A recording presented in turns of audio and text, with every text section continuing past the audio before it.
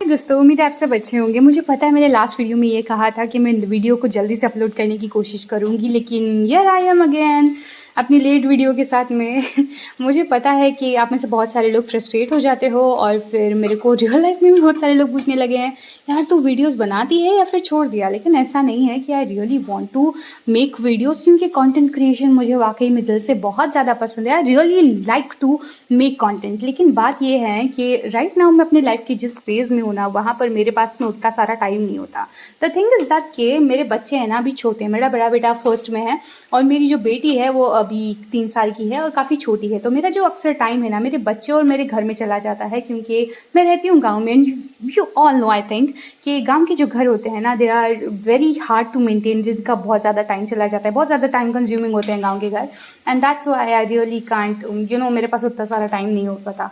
और मेरे पास उसके अलावा मेरे अपनी खुद की बहुत सारी हॉबीज़ है। मुझे गार्डनिंग पसंद है, इसके अलावा मुझे कंटेंट क्रिएशन भी बहुत ज़्यादा अच्छी लगती है। तो जब भी मुझे मौका मिले मैं अपनी हॉबीज़ के लिए भी वक्त निकाल लेती हूँ कहीं ना कहीं से।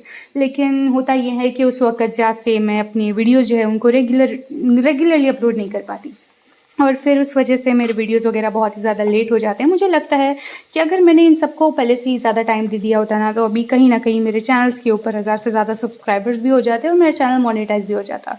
लेकिन मैं वो सब कुछ करना अफोर्ड नहीं कर सकती राइट नाउ, बिकॉज मेरा घर, मेरे बच्चे, इनको मेरी अटेंशन की ज़्यादा ज़रूरत है।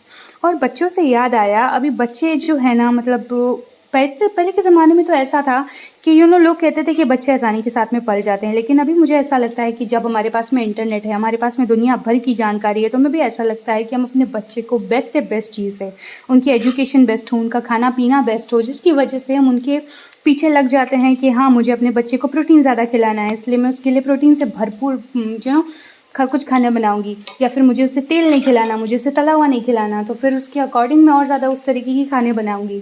और पढ़ाई तो वो अलग ही टॉपिक है जिसके बारे में अलग से बात की जा सकती है। एक्चुअली पहले के टाइम पे कैसे इंटरनेट वगैरह उतना था नहीं, हम लोग उतने ज़्यादा एक्सपोज नहीं थे। लेकिन right now we are expose, और हर एक के अलग अलग ओपिनियंस होते हैं इंटरनेट के ऊपर। कई लोग कहते हैं कि बच्चों को उतना ज़्यादा घोड़ों की तरह ट्रीट नहीं करना चाहिए, उनकी जो स्टडी है ना वो उनमें राइटिंग या फिर उतना ज़्यादा हार्ड वर्क नहीं होना चाहिए, और बच्चों के लिए लर्निंग का जो एक्सपीरियंस है वो बहुत ज़्यादा अच्छा होना चाहिए।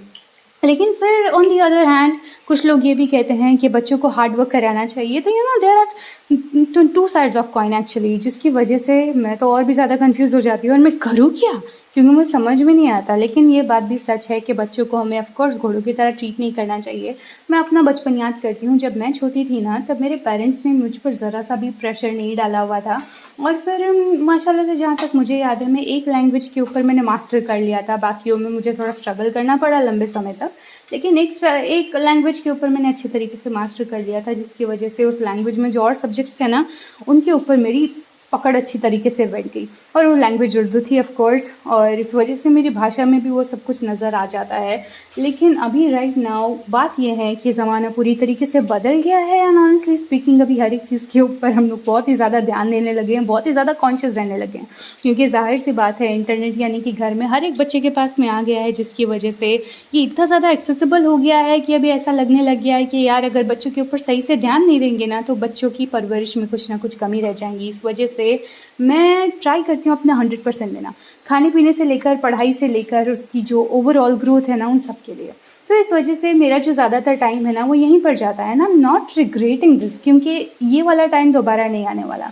जब मेरे बच्चे बड़े हो जाएंगे, जब दोनों स्कूल में जाने लग जाएंगे, तब मेरे पास में और ज़्यादा टाइम होगा कंटेंट बनाने के लिए। और लेकिन उस टाइम तक मेरे बच्चे बड़े हो जाएंगे तो फिर मैं उनको दोबारा उनको शेप नहीं कर पाऊँगी। तो इस वजह से मुझे बेस्ट इन्वेस्टमेंट यही लगती है कि मेरी जो पैशंस है, मेरी जो हॉबीज़ है ना, उनको थोड़े समय के लिए मैं साइड में कर दूँ, क्योंकि मैं अपनी हॉबीज़ को और मेरे पैशंस को दोबारा से कर सकती हूँ। लेकिन बच्चे की ये जो टेंडर माइंड्स है ना वो मुझे दोबारा से नहीं मिलेंगे शेप करने के लिए। और यही वो उम्र होती है जिसके अंदर हम अपने बच्चों का फ्यूचर डिसाइड करते हैं, उनकी पर्सनैलिटी डिसाइड करते हैं कि वो कैसे होंगे, उनका बिहेवियर कैसे होने वाला है। तो इस वजह से मेरा जो ज़्यादातर ध्यान है ना वो कम्प्लीटली मेरे बच्चों की तरफ है। और सच्ची कहूँ तो मैं इस बात को ज़रा सा भी रिग्रेट नहीं करती, क्योंकि मैं फ्यूचर के लिए बहुत अच्छे इंसान रेडी कर रही हूँ राइट नाउ। तो उस बात में अगर मेरे कोई पैशंस और मेरी कोई हॉबीज़ है, अगर वो पीछे छूट भी जाती है तो I think it's completely okay. तो मैं अपना पूरा टाइम उन्हीं को देना प्रेफर करूँगी, क्योंकि मैं चाहती हूँ कि वो बड़े होकर अच्छे इंसान बने, अपनी ज़िंदगी में कामयाब तो हो ही, लेकिन इस देश के लिए, इस धरती के लिए भी एसेट साबित हो। तो इस वजह से मेरा जो कंप्लीट ध्यान है ना, वो मेरी परवरिश पर है, यानी कि मैं जिस तरीके से अपने बच्चों को ग्रो कर रही हूँ उसके ऊपर। और ऑनेस्टली मुझे लगता है कभी-कभार मुझे लगता है मैं ठीक कर रही होती हूँ, और कभी-कभार मुझे लगता है I am such a horrible mother, क्योंकि मैं सर्टेन चीज़ें नहीं कर पाती है। लेकिन फिर बाद में मैं सोचती हूँ कि यार कर्म करते हैं ना, फल की चिंता क्यों ही करनी है। तो यार साथ-साथ आजकल यही चल रहा है मेरी लाइफ़ में, कन्फ्यूज़न और यही सब कुछ। अगर आप पेरेंट हो तो प्लीज़ मेरे को थोड़े बहुत पेरेंटिंग टिप्स दे देना, because really want them. Actually आप में से बहुत सारे लोग मुझे इन रियल लाइफ़ बहुत सारी टिप्स वगैरह देते हो, जिनके लिए मैं बहुत ही ज़्यादा ग्रेटफुल हूँ। तो थैंक यू सो मच।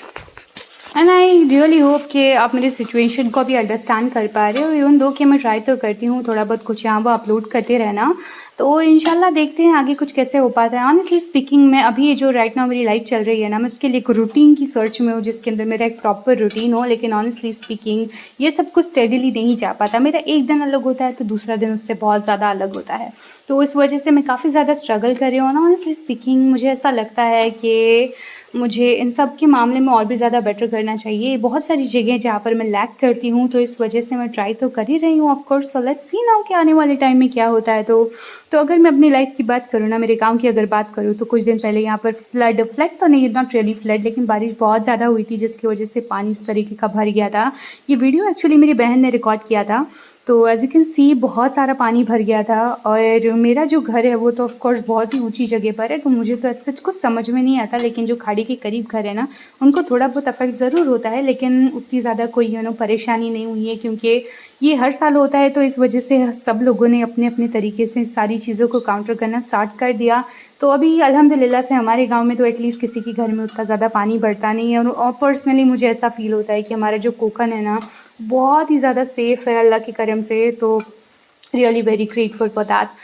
यहाँ के जो वर्कर्स वगैरह है ना, बिजली वगैरह वाले, या फिर हमारे जो गांव वाले हैं ना, वो भी बड़े मेहनती है। अभी लास्ट टाइम क्या हुआ था, यहाँ पर है ना बिजली के 2 पोल गिर गए थे, और एक्चुअली 2 पोल बड़े वाले गिर गए थे, और जो छोटे वाले थे ना वो भी बहुत ज़्यादा लीन कर गए थे। बहुत सारी प्रॉब्लम्स आ गई थी। तो ऐसा मुझे तो पर्सनली लगा था यार अभी 4 दिन तक तो शायद लाइट देखने ना मिले, लेकिन अल्हम्दुलिल्लाह से दूसरे दिन लाइट आ गई।